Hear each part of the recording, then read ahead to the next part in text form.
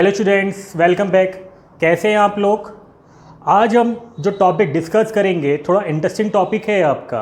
हम बात कर रहने वाले हैं आपका न्यूटन्स लॉ ऑफ मोशन की। हम तीनों न्यूटन्स लॉ ऑफ मोशन को डिस्कस करेंगे।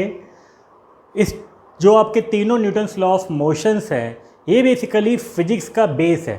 ठीक है, हर जो कंसेप्ट है कहीं ना कहीं आपके न्यूटन्स लॉ पे आके ख़त्म हो जाता है। तो हम सबसे पहले बात करते हैं न्यूटन फर्स्ट लॉ की।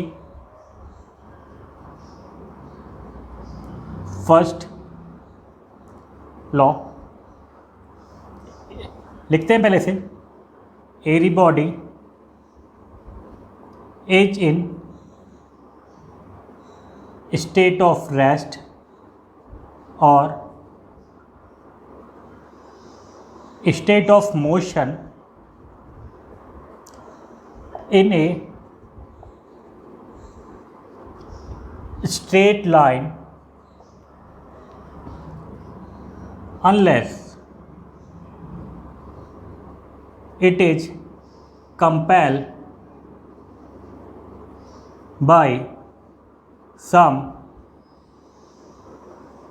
external force on it। Okay, इसको पढ़ते हैं। Every body is in state of rest या स्टेट ऑफ मोशन। यहाँ पे इसको आप यूनिफॉर्म कर दीजिए।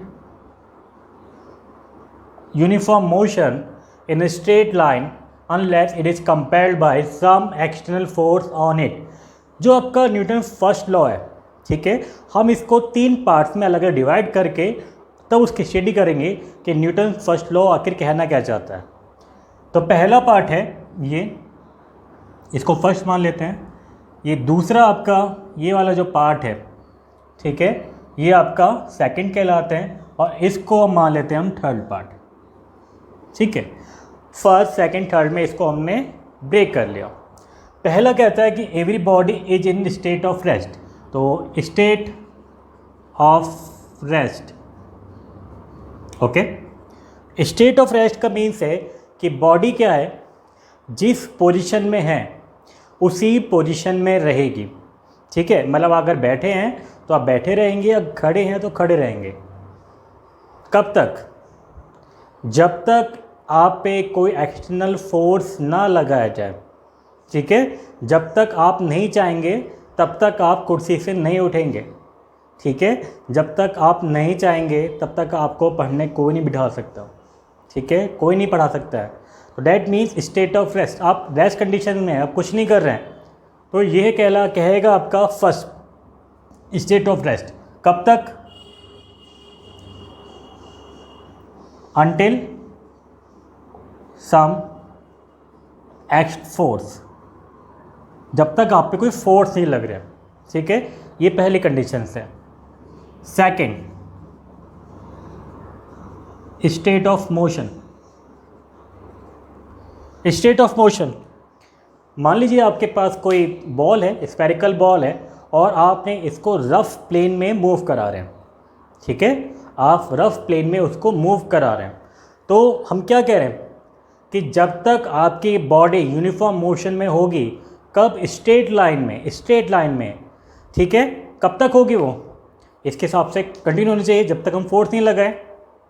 हम बात कर रहे हैं कि एक आपका एक बॉल है और बॉल हमेशा मूव कर रही है जब तक आप इसे रोकोगे नहीं।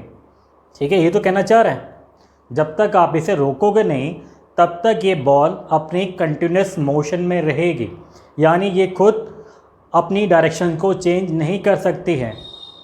ठीक है, तो अगर रफ प्लेन पे मूव कर रही है तो डैट मीन इस पर कोई एक फ्रिक्शन फोर्स, ठीक है, फ्रिक्शन फोर्स इस पर अप्लाइड हो रहा होगा जो इस फोर्स का अपोज कर रहा होगा। ठीक है, आगे क्वेश्चन में state of motion in a straight line कब चलती रहेगी कंटिन्यूस मोशन में? जब तक इस पर कोई एक एक्सटर्नल फोर्स ना लगाया जाए। ठीक है, एक्सटर्नल फोर्स नहीं लगाया जाए तब तक ये मूव चलती रहेगी। और एक्सटर्नल फोर्स कौन लगा रहा है? यहाँ फोर्स लगा रहा है आपका रेसिस्टेंस। ठीक है, आपका रेसिस्टेंस, ये इस पर आपका फोर्स लगा रहा है। ये पॉइंट्स क्लियर है। थर्ड कंडीशंस आती है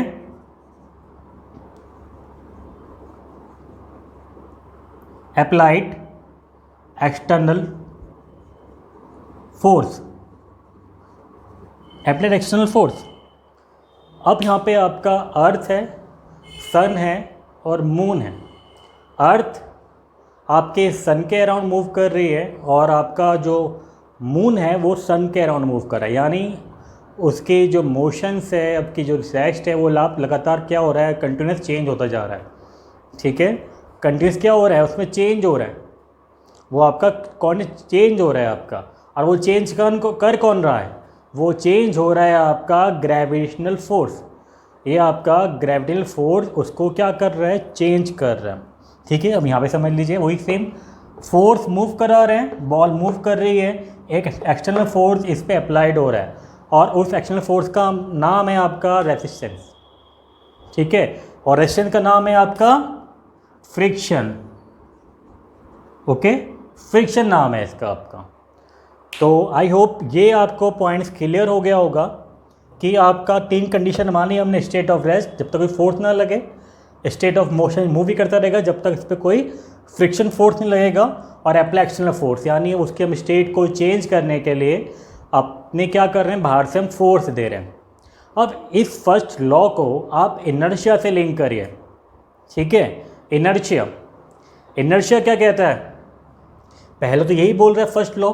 ठीक है, यानी जब तक उसकी पोजीशन में चेंज नहीं होगा, चेंज करेगा कौन, चेंज करेगा आपका एक्सटर्नल फोर्स। यानी बॉडी के पास अपनी खुद की कैपेबिलिटी नहीं है, समझ में आ रही है, बॉडी की अपने पास यानी खुद बॉडी के पास कैपेबिलिटी नहीं है, वो इनएबिलिटी है। ठीक है, टू चेंज द स्टेट और state of motion in a straight line. ये बात समझ में आ रही है कि बॉडी की अपने पास कोई ऐसी एबिलिटी नहीं है जिससे वो उसकी डायरेक्शन को हम चेंज करें। यही हमें फर्स्ट लॉ में बताया है और यही आपका इनर्शिया है। ठीक है, एबिलिटी कौन सी है, वो एक्सटर्नल फोर्स है, वो उस पर एक्सटर्नल फोर्स लगा रहा है। तो इनर्शिया एज कंपैरिजन किसके रेस्पेक्ट में बढ़ती है, वो बढ़ती है आपके मास के रेस्पेक्ट में। जितना ज़्यादा ऑब्जेक्ट का मास होगा, ठीक है, जितना ज़्यादा ऑब्जेक्ट का मास होगा वो उतना क्या करेगा, उतना अपोज करेगा। ठीक है, उतना ज़्यादा अपोज करेगा। तो डैट मीन्स आपके ऑब्जेक्ट के पास खुद की एबिलिटी नहीं है अपनी स्टेट ऑफ रेस्ट और स्टेट ऑफ मोशन यानी यूनिफॉर्म मोशन को चेंज करने की। That's is inertia. I hope ये पॉइंट्स आपको क्लियर होंगे, हमारा फर्स्ट लॉ इनर्शिया से कैसे रिलेट कर रहा है। दैट्स मीन्स इस पॉइंट 3 पॉइंट के आप यहाँ पे आप चेंज समझ सकते हैं। यहाँ पे हम डायरेक्शन और लिख दीजिए, तो state of rest, state of motion और स्टेट ऑफ डायरेक्शन कब तक नहीं होगी, जब तक कोई इस पर एक्सटर्नल फोर्स ना लगाया जाए। This is the first law. एक बार देख लीजिए, आपका नेक्स्ट टॉपिक है Newton second law.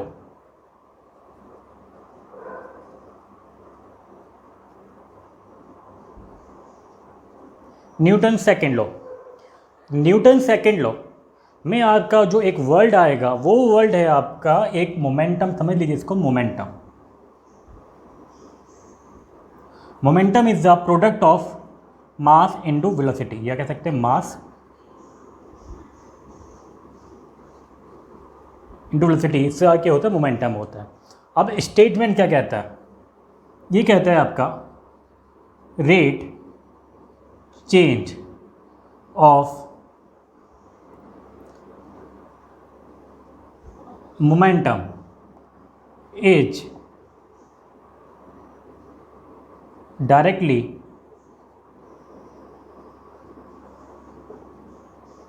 proportional to the external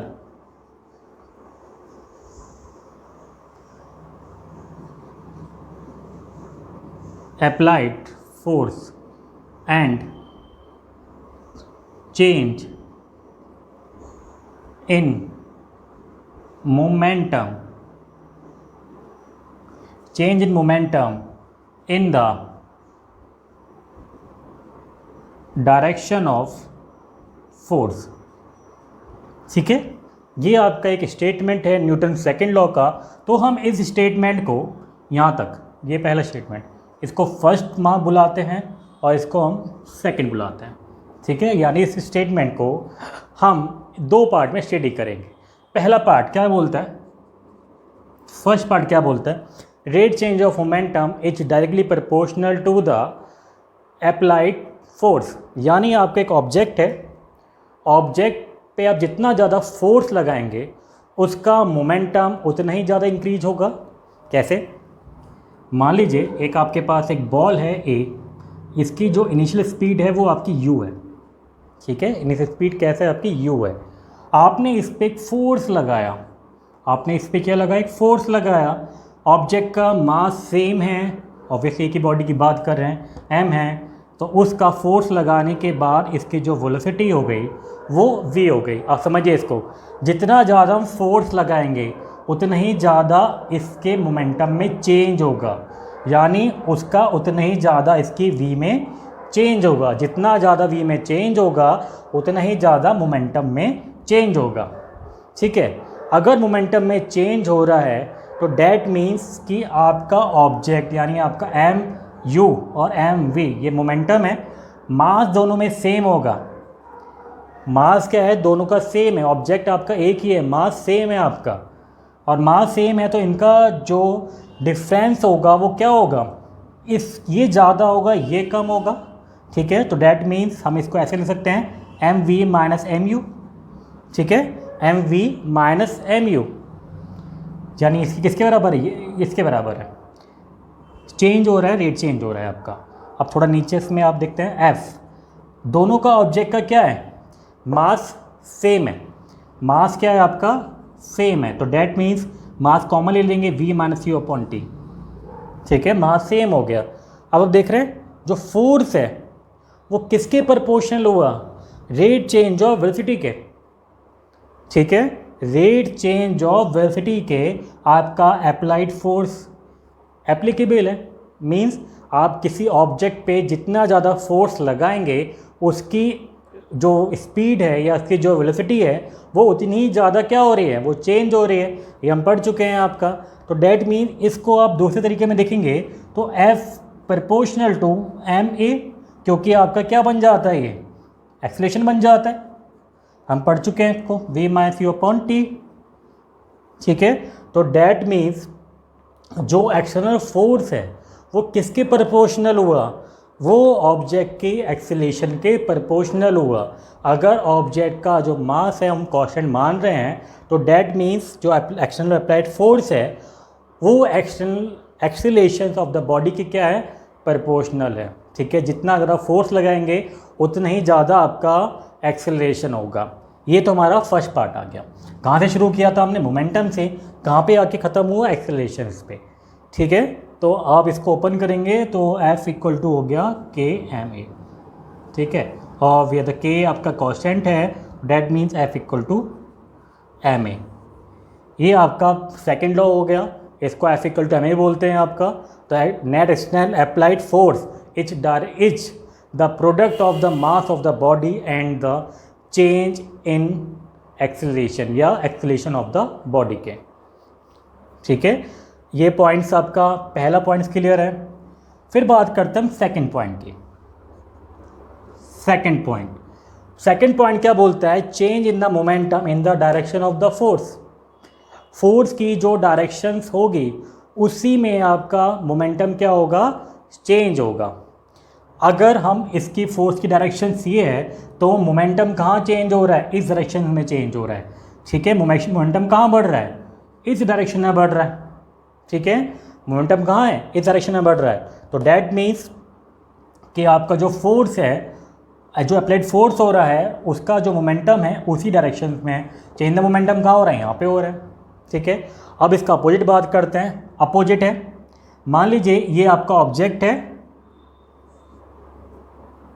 ये आपका एक ऑब्जेक्ट है, ठीक है, और ये आपका सेम ए है, ये आपका यू है, ये मूव कर रहा है, ठीक है। हमने ये मोशन कर रहा है ऐसे, हमने इसको फोर्स लगाया, ऐसे लगाया, इसका अपोज कर रहे हैं, यानी आपके जो स्पीड है वो क्या कर रही है, रुक रही है आपकी। तो रुकने पे क्या होगा, मोमेंटम ये यू था और ये आपका वी, ठीक है, u और v। तो इसका मीन्स क्या है आपका, मोमेंटम कहाँ इंक्रीज हुआ, कहाँ पे इफेक्ट कर रहे हैं, यहाँ पे इफेक्ट कर रहे हैं। ठीक है, तो मोमेंटम कहाँ इंक्रीज हो रहा है, ये नेगेटिव एफ आएगा।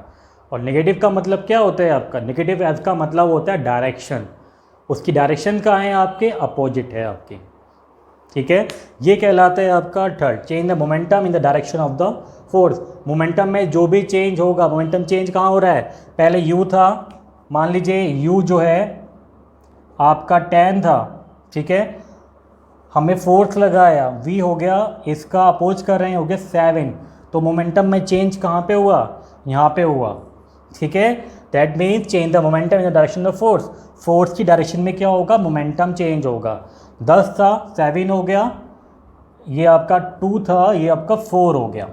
ठीक है, मास आपका सेम है, तो मोमेंटम चेंज कहाँ हो रहा है, 2 से 4, तो डायरेक्शन फोर्स की ऐसे है आपकी। यहाँ पे आपका 10 था, यहाँ पे आपका 7 हो गया, तो मोमेंटम की डायरेक्शंस क्या हो गई आपकी, 7 की तरफ हो गई।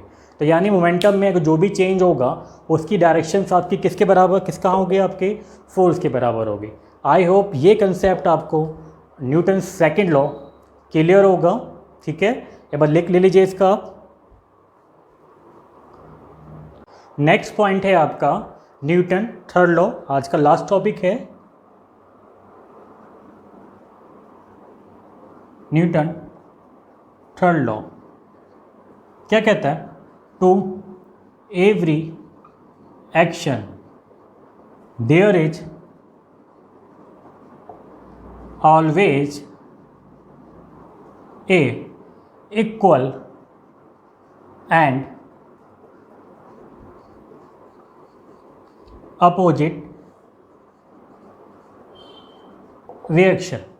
ठीक है, और to every action there is always equal and opposite reaction. मान लीजिए एक आपका एक ऑब्जेक्ट ए है, एक आपका ऑब्जेक्ट बी है। ठीक है, एक फोर्स इस पे आपका लग रहा है एफ ए बी। ठीक है, एफ ए बी एक फोर्स लग रहा है, और एक फोर्स ये ऑब्जेक्ट लगा रहा है, इसका नाम है एफ बी ए। ठीक है, एफ बी ए, ये दोनों फोर्स आपके इक्वल होंगे, F A B equal to minus F B A के। ठीक है, तो यानी मीन्स कि, और ये आपका जो न्यूटन थर्ड लॉ है हमेशा बॉडी पेयर में ही एग्जिस्ट करता है। ठीक है, बॉडी पेयर में ही आपका एग्जिस्ट करता है न्यूटन थर्ड लॉ। ठीक है, अब बुलेट है, आप क्या कर रहे हैं, आपका एक बुलेट है, बुलेट फायर करी आपने, तो आपकी जो गन है वो गन क्या करेगी, आपकी रिकॉइल करेगी, पीछे की ओर रिकॉइल करेगी। यानी मीन्स आपको क्या लगेगा, एक जर्क लगेगा। ठीक है, जितना बुलेट फायर करी उसका ही इक्वल अपोजिट क्या होगा आपका, आप पे जर्क लगेगा। हम चल रहे हैं, ठीक है, हम चल रहे हैं, हम चलने पे क्या हो रहा है, हम फोर्स लगा रहे हैं, कहाँ लगा रहे हैं आपका, हम फोर्स लगा रहे हैं आपका अर्थ पे, अर्थ पे फोर्स लगा रहे हैं, तो अर्थ भी आपको इक्वल अपोजिट फोर्स देगी, जिससे क्या होगा, आप मूव करेंगे आगे की ओर।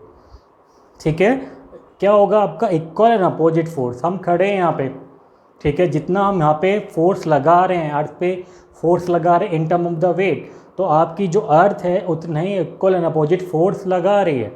तो that means is the Newton third law, कि आपका जो भी एक्शंस होगा किसी भी बॉडी पे, वो उतना ही आपको एक रिएक्शन क्रिएट करेगा। ठीक है, और यहाँ पे आपकी जो बॉडीज हैं वो हमेशा आपकी कैसे होंगी, पेयर्स पे होंगी आपकी। ठीक है, ये पॉइंट्स याद रखिएगा। ये आपका लास्ट टॉपिक था। आई होप आपको तीनों लॉ आपको क्लियर होंगे। तब तक के लिए बाय बाय, टेक केयर।